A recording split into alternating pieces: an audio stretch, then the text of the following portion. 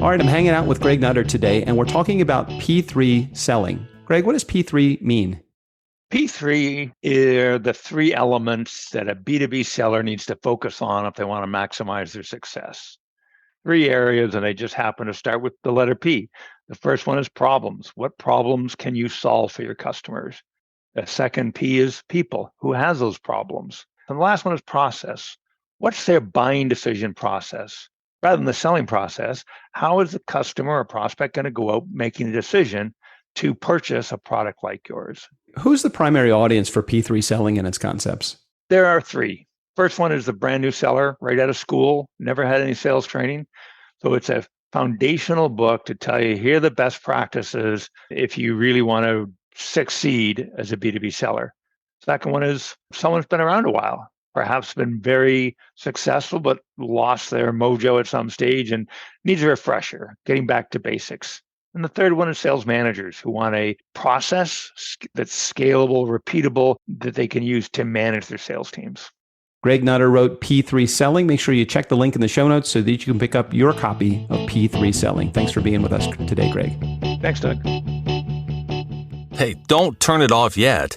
Here's what's coming up on the Nice Guys on Business. The thing that really excites me about entrepreneurship in general is the kind of the blast off stage, right? You're heading for orbit. Everything's shaking. It's kind of going nuts. You're strapped into your seat. You're flying by the seat of your pants. It's great fun. And you can get that with both. And here's why. When I'm helping people build their brand, we obviously get that. We're in rocket launch phase. We haven't got to orbit yet. But then when I'm helping people who are in orbit and preparing to sell, we have a second launch. We're now launching towards the moon. We're getting everything prepared so that in 9 or 12 months' time, we can sell their business. And that's really exciting as well. So I kind of get to have my cake and eat it. So let me ask you, do you believe in UFOs, astral projections, mental telepathy, ESP, clairvoyance, spirit photography, telekinetic movement, full trance mediums, the Loch Ness Monster, and the Nice Guys on Business? Running a business is hard. Being a business leader is even harder. The Nice Guys bring in top industry pros to help your business prosper in a tough world. Get real advice from real people to get you real results today. Now it's time for the Nice Guys on Business. Here's your hosts, Doug Sandler and Strickland Bonner. Hey, Nice Guy community. Are you like me and you want to beast your goals, or beast my goals, actually? If you're like me and you want to sell a lot of shit online, I just can't. I just don't know how. I've just struggled and struggled and struggled. I keep thinking, oh, well, this will be a really cool thing. And it's a lot of guesswork. Well, we don't want to put any guesswork into the equation today. Today, we want to talk to the pro, the expert, the one that knows how to do this. Best known as the founder of Beast Gear, Ben Leonard. He is a classic millennial entrepreneur. And I'm saying that with a lot of compliment, not a lot of, oh, well, he's a millennial. No, this dude knows what he is talking about. He's built a business on a laptop in a cupboard in his spare time. Imagine working in a closet, not coming out of the closet like Strickland, but in the closet still, or in the cupboard working on his business. The difference, Ben grew a 7-figure business and successfully exited after 3 years, and I haven't done that. So I'm ready to help you guys in our Nice Guy community. I know Ben is ready to help by sharing his expertise. Ben, welcome to the Nice Guys on Business podcast. Hey, Doug. Good to be here. Thanks for having me. I am happy to have you here. This is one of those subjects that I don't know that I've ever had a guest come on the Nice Guys podcast and talk about building or exiting from an e-commerce business. So I got to start here. You don't have a podcast, right? I sort of cheat. I cheat. So I create helpful videos, or at least I think they're helpful. I mean, probably only my mum watches them. But anyway, I create these videos and then I rip the audio and slap them up as a podcast. So I'm kind of cheating. But okay, I have ambitions to have a good podcast. That is fair. So I'm going to start this so that you always have this working in your brain as you are talking to me today. So I'm going to throw it right out there right at the beginning because I'm bold that way. I want to trade. I want to launch a podcast for you the professional way. Not that your mom's not a professional, and I appreciate the fact that she's listening to your show, but let's get a whole bunch of listeners to your podcast. And in exchange for that, will you teach me how to build a 7-figure e-commerce business? Because I know I have the power to do it. I just have no fucking idea how to do it. Your deal. I love a trade. Okay, good. All right. So, Nice Guy community, you heard it right here. We can stop the episode right now. I feel like I've done my job. No, we want to deliver some good content to the community today. So, let's talk about this. So, you had a business, you built it on your laptop in a closet, working in your spare time to 7 figures. How the hell do you do that? That's a question I often ask myself. How did that happen? So my background is not business. I had no business degree, no product development experience, no marketing experience. I was working. So I live in a town in northeast Scotland called Aberdeen. It's an oil town. And like most people, I was working in that industry. My background is ecology. I'm a whale of dolphin nerd. So I was the token tree hugger telling the oil guys what they could and couldn't do from like a legal perspective. Right. And I got sick with a heart problem. I had to stop work for a while and stop my fitness hobbies, boxing, CrossFit, that kind of stuff. So I needed something to do. I started this fitness brand as a hobby to kind of keep myself sane, perhaps earn some extra pocket money. Turned out I was pretty good at it. So eventually I quit my job. And 3 years later, when I sold in 2019, we were turning over $6 million top line. And I sold. That's crazy, it was a wild ride. Dude. That is so freaking crazy. What's the difference between what you did and what most people are doing that want to build an e-commerce business? And when you talk about e-commerce, I'm not talking about you weren't selling, $100,000 widgets that somebody was buying. What was your premium sale, and what was your low sale for what you were selling? Our most expensive product was probably $50.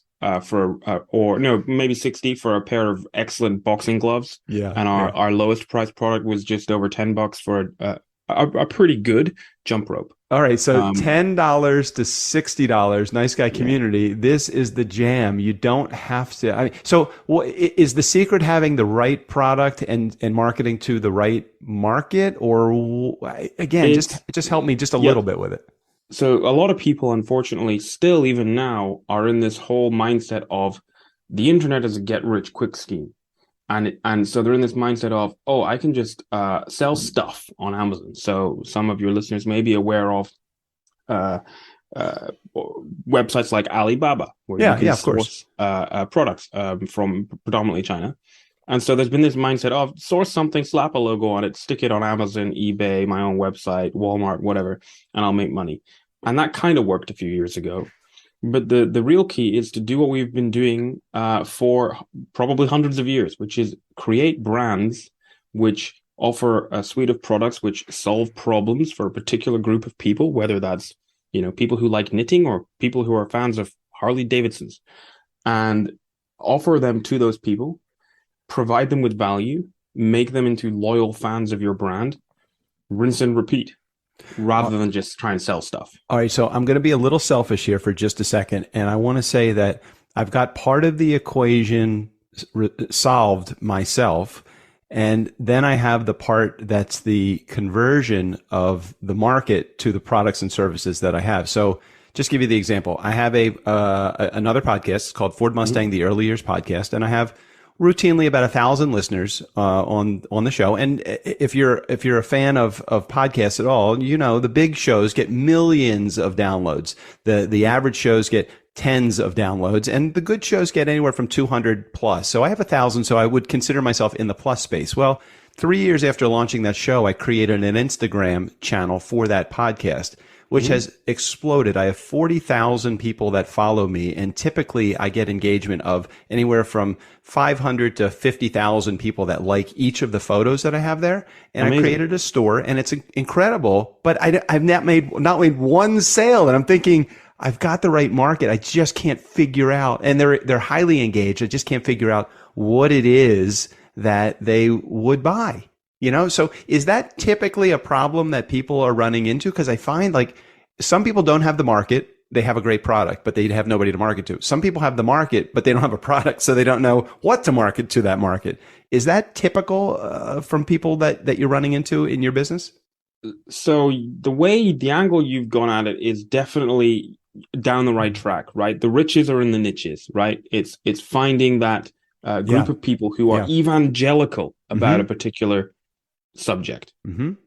And you could get even more niche to something very particular about Ford Mustangs, perhaps. Maybe Ford Mustangs produced between year A and year B. Oh my gosh, that's it. It's the first generation. It's from 64.5 to 72. And that's exactly the micro niche that I'm working in. That's why I'm just like, oh my gosh, I have my fingertips on something that I know is a 7-figure business. I just can't figure out. And that's, again, part of the allure of having you on the show is when I heard like e-commerce, I'm like, shit, this is like the exact opportunity that I'm looking for. And again, I'm saying this selfishly, knowing that there are people in my audience that are probably dealing with the similar problem. So what a lot of people do is they make the problem of going far too broad, and they don't ask themselves. And one of the problems, I think, is, so you're passionate about Ford Mustangs, right? Yes. Which is exactly the right way to do it. A lot of people, they're coming at this from sell stuff on the internet angle rather than build a brand.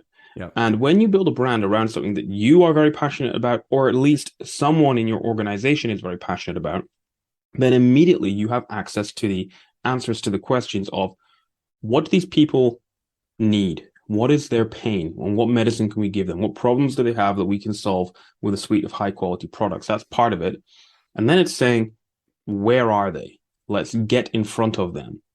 Because there's no point, it's like you can have the best brand in the world. If a tree falls over in the forest and there's no one there to hear it, exactly. Did it make a sound, right? Right. If you have the best brand in the world and you haven't marketed it to anybody, does it even matter if it exists, right? And that's why marketing is more important than branding, in my opinion. Yes. Much as I love branding. And so I'm so excited to go and dig into this later, because there's gonna be a few tweaks that I think would get the flywheel turning on your Mustang idea, as to why then you got this audience, why are they not converting? Right. And I think there'll be some sort of aha light bulb moments when we can dig into that. But without kind of having a look under the hood, so to speak, it's hard to say. All right, so let's talk a little bit more about what is the starting point for most people that come to you? Because you mentioned a couple of problems that people have. Some people are chasing the dollar, and sometimes it's a challenging way to approach a problem, because when they don't see dollar results quickly, then they end up bailing from a potentially a really good idea. If you start with a passion, that's a good idea. So where typically do people bump into the need to want to talk to you? Yeah, so I help people across a whole broad range. Sometimes they are just beginning in their journey, and they're trying to understand, for example, maybe they've created a brand and they've managed to create some inventory and they're selling on their own website and on Amazon, but they're struggling to get that flywheel turning and get any traction. And it's understanding, well, how can I make my products rank, whether that's on Amazon or in Google or wherever it might be? And then how can I make it convert? And then how can I market back to those same people to get them coming back for more? And how can I acquire more customers? So they might be quite early in their journey. And other times it's people who are doing really, really well. They're turning over 6 or 7 figures, making a nice profit. And they're starting to think strategically about their exit and selling their business. Because typically more than 50% of the business, of the money that you're going to get from an e-commerce business, especially, a physical brand, a physical products brand business, is actually when you sell it. And for most e-commerce entrepreneurs, now that is the aim. It's build to sell in, usually sort of 2 to 5 years after you start it. So do you need to take the mentality right out of the gate? I'm building this based upon the model that I'm going to build it to sell it? So this is kind of a case of do as I say, not as I do, because I didn't with my first brand, because I was very kind of wet behind the ears and naive about business at that point, which I think actually worked in my favor as a side note. So I didn't until, I was a couple of years in before I thought, hold on a second, this could be worth something. And I started to kind of really prepare. But now with the new brands that I'm developing, yes, I'm starting with the end in mind. And I always advise people to begin with the end in mind. Do you do this as a done for you business? Is it all a DIY template and courses that you put together? What's the way that people engage the stuff that you actually teach them? Yeah, so for example, with the brokerage, e-com brokers, we work with people who are maybe a few months away from being able to sell to sort of 18 months away. And we have a mentorship program. We will mentor them on a route to exit. Because, I'm an e-commerce guy. My co-founder is an accountant and mergers and acquisitions expert. And so we were able to kind of cover all sides of the equation and prepare the business, everything from ensuring that the numbers are tidy to making sure that, it's highly efficient and attractive to a potential buyer, because a buyer wants to buy an efficient business that's easy to run. And there's lots of growth that a buyer could experience. So there's lots of inbuilt pathways to growth. So that's one way that we work with the brokerage. And then the other way is sometimes people just have sticking points in their e-commerce business, like, for example, what you've mentioned with your Mustang idea. And they're struggling, and then they'll just consult with me. So they'll go to my website, book to work with me, and I'll try and help them the best that I can.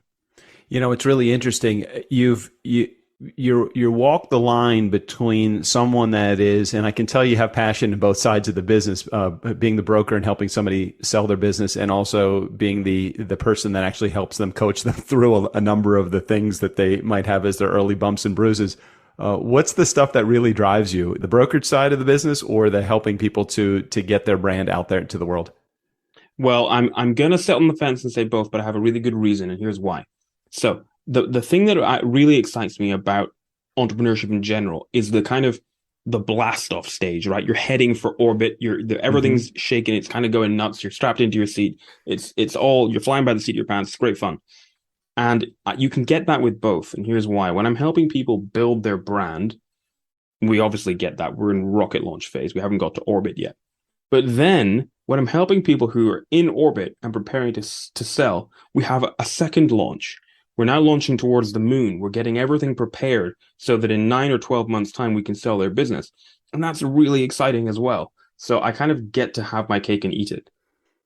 How much of this is systems creation, and how much of this is just finding the right balance of marketing and sales strategy and selling? Because I think about our TurnKey business, and our TurnKey business, you mentioned something really much earlier that reminded me of my partner Strickland in our podcast business, getting that flywheel rolling. Part of getting the flywheel rolling was building the relationships out front, so being the customer facing side of the business. And some of the getting the flywheel rolling was creating the systems in the back end of the business. How much of what you share with clients is about the front end, the customer facing side, versus how much is it versus in the development of the systems side of the business? It's probably about 50-50. However, it is different for each organization, because I talk to a lot of people who are very technical with a lot of attention to detail and have created wonderful systems and processes in the back end, and the business is highly efficient. But actually, the customer experience on the front end isn't that great because their marketing is not very slick. Things like the presentation of the products, the experience of the customers after they've bought the product, the photography of the website, all that stuff, the social media is pretty poor. So we have to work on that. Right. On the other side of the coin, we have organizations which it looks beautiful. The social media is wonderful. Their YouTube channel is incredible. The product's gorgeous. The 3D rendering is amazing, but it's a mess. The actual business is a mess. You open the box and you just want to immediately close it. You're like, whoa, that was awful. And in a way, I love those challenges, because then, my co-founder and her team kind of get in there and tidy up the numbers. I help with getting everything kind of neatened out in terms of operational efficiencies. And then we tie it up with a ribbon and present it to buyers, and they're much more impressed with the business than they would have been. And therefore, the seller is able to sell it for a lot more. Yeah, no, I totally get that. It's a lot of it is in the packaging itself. So I definitely get that. So if somebody is in our audience and they are a community member and they're thinking, yeah, this is probably good, but I don't have a team of any size. It's just me. Is this something that is outside of their the realm of possible for them, or do many people start with you that are just solopreneurs? My business that I sold, we were doing $6 million. I was running it by myself in a cupboard. God, that's killing me. I love it. Of 3 part-time freelancers in the Philippines. I love it. And all my other brands look broadly similar, albeit I now partner with co-founders. But yeah, you can be as lean as anything and be doing tons of money. Can I ask some numbers questions just because I'm so freaking curious just about the $6 million number? What type of revenue does a company have to do in order to generate $6 million as a sale? So we were doing 6 million in revenue, right? I didn't sell it for 6 million. Got Wish it. I'd sold it for 6 million. We were doing 6 million in revenue, top line. And I sold it for mid seven figures. Got it. Okay. And then, I mean, you're a young guy. Like, what the hell was your next thing? Did you think, I just am going to, I could retire at 25? Because you were young, right? How old were you when you sold the business? I was 31. Sold it on Halloween 2019. So, dude, I so appreciate, sorry, I don't mean to interrupt you. I so appreciate just your openness and your transparency to share this information, because I think that so many people are hesitant to share information like this because people will look at them differently, or they'll think that guy's being bullshit right now. Nice Guy community. Let me tell you something. Ben connected with me, I think through your VA or somebody like that, right? I forget how you connected with our show. I think it might have been me. I forget. It was either me or my EA Demi. She rocks, by the way. Right. And so you reached out and I'm like, that sounds like an interesting topic. I haven't talked about this. And then I go to your website and I'm like, this is a young dude. I mean, I'm not saying that disrespectful. I mean, I'm saying you're a young guy and you approach life not like a freaking prick. And I'm saying that again with complete candor. I mean, you approached me with a proper attitude, not like I'm cooler than shit and I want to tell your audience why they need to use my business. It was more like, hey, I'm listening to your show. I love the fuckery episodes. It's like, all of that. It's like, it's cool. I mean, you were really open and honest. And again, part of this transparency is what probably, I know that it doesn't translate necessarily into a mid seven figure buyout, but part of the personality that you're sharing it probably helped you build your business to the extent that you built it. Is that fair, or is this just? I think so. So like, I'm a pretty chilled, laid back guy, and nothing really has changed since I sold the business. I've never been into material possessions particularly. I'm all about experiences, right? And I love to travel, for example. And what worked to my advantage was two things. So it might appear on the face of it as a disadvantage that I had no business experience. And sure, that probably was a disadvantage relative to someone with a lot of business experience. But I had something up my sleeve, which was I have a scientific background. So relative to someone with no business experience and no scientific experience, I was doing pretty well, because in science, we have an idea, we test the hypothesis, we analyze the data, we tweak something, and we go again. So I was, rather than just complete trial and error, I was able to sort of learn experimentally. And also because I was quite naive, wet behind the ears, and just very enthusiastic, I was able to just kind of get stuck in. Whereas if I'd been a little bit more conservative and risk averse, I probably would have been scared away. And if I'd known a bit more about it, I would have been like, oh man, that's too difficult. I don't have the right experience for this. But I just kind of gave myself permission to try stuff. I had nothing better to do anyway. I was signed off work, couldn't do anything, feeling pretty miserable. Well, I'll give this a shot. Well, curious, what was your risk to running this business? I mean, at some point, was there like we've bootstrapped everything. It sounds like you probably didn't have any venture capital behind. Did you have venture capital behind you at all, or was it? No. Okay, no. Right. So you bootstrapped the whole thing yourself. I bootstrapped the whole thing. Over the course of the business, I borrowed just north of £10,000 from my dad. What's that, like $13,000? Right. Which I'm very appreciative of, and I know not everyone is able to do that. Just to give a bit of context, the first order that I placed with my manufacturer was for 500 skipping ropes from China for a few bucks. So it cost me like, I don't know, $2,500 or something. Okay. The last order that I placed for the same product, which became the flagship product of the brand, the last order I placed shortly before I sold the brand in late 2019, was for $250,000 of the same ropes. So the growth was kind of bonkers. I love it. This is so great. I mean, so I want to give my community the opportunity to connect with you somehow. So what is the best way if somebody in my community, I mean, there's tons of questions that I want to continue on and ask you and ask you, but I think that at some point my community is like, all right, I got the feeling that this guy knows what he is doing. What's the best way or the best avenue for somebody to kind of connect with you? I'll keep it really easy. My social handles on social media are all the same. Ben Leonard Pro.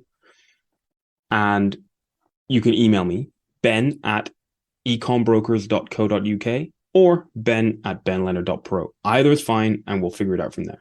Okay, so I'm going to put all of that stuff directly into the show notes, if that's okay, Ben, so everybody has access to what you got and what you're doing. And do you have like what do you have? What would people want that? I know you have a really cool blog set up on your website. There's a bunch of really cool things: how to protect your cash flow, the single best book for starting a brand, are your products profitable enough? I mean, all of the things that I would want to know if I'm either starting an e-commerce business or have one and just kind of running flat with it right now. But is there any like freebie or anything like that, like 5 ways to or something like that you have? Yeah, couple things. One, if somebody has an e-commerce business and they would like a free consultation as to whether it's sellable and valuable, head to ecombrokers.co.uk. We'll sort that out. Just fill in the form. It's right there on the page. And if anyone wants my Instagram funnel, it's on my website, the extraordinary Instagram funnel. It's something like over $100 on the website.